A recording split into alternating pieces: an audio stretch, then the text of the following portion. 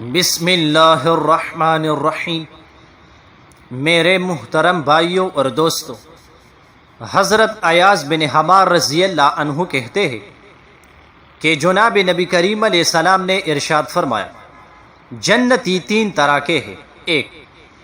ایک تو وہ حاکم جو عدل و انصاف کرنے والا اور لوگوں کے ساتھ احسان کرنے والا ہے اور جس کو نیکیوں اور بلائیوں کی توفیق دی گئی ہے۔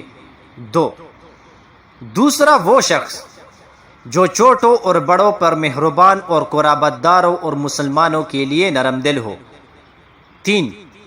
اور تیسرا وہ شخص جو ناجائز چیزوں سے بچنے والا، کسی کے آگے دست سوال دراز کرنے سے پرہیز کرنے والا اور عیالدار بال بچوں والا ہے، یعنی محتاج ہونے کے باوجود ناجائز چیزوں سے بچتا ہے اور اللہ کے سوا کسی کے سامنے دست سوال دراز نہیں کرتا۔ دوزخی کتنے طرح کے ہیں؟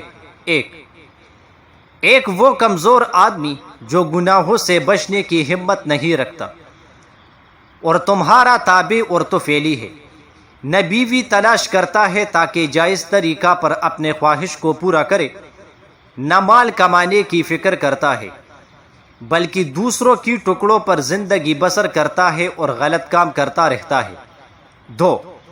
دوسرا وہ خائن و بددیانت آدمی جو پوشیدہ چیز کو ڈھونڈ نکالتا ہے اور اس میں خیانت کرتا ہے، چاہے طمع کی چیز معمولی کیوں نہ ہو۔ تیسرا وہ آدمی جو صبح و شام تمہیں تمہارے اہل خانہ اور مال میں دھوکہ دینے کے چکر میں رہتا ہے۔ اور چٹا آدمی بد اخلاق فحش گو ہے۔ 3 دفعہ جناب نبی کریم علیہ السلام نے کس چیز پر قسم کھائی ہے؟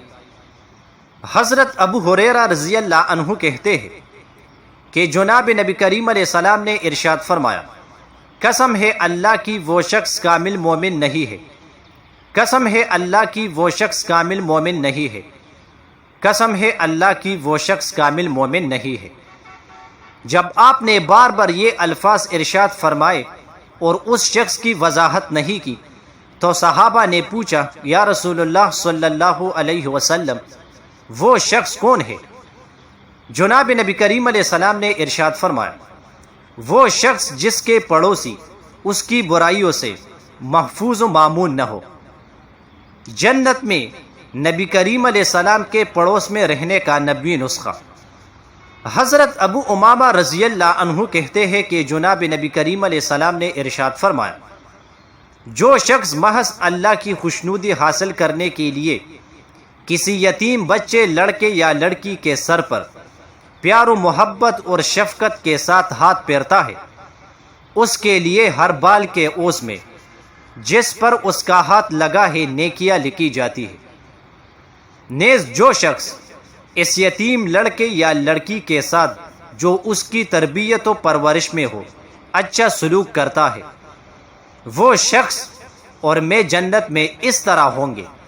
یہ کہہ کر جناب نبی کریم علیہ السلام نے اپنی 2 انگلیوں کو ملایا، یعنی انگشت شہادت اور بیچ کی انگلی کو ملا کر دکھایا کہ جس طرح یہ دونوں انگلیاں ایک دوسرے کے قریب ہیں، اسی طرح میں اور وہ شخص جنت میں ایک دوسرے کے قریب ہوں گے۔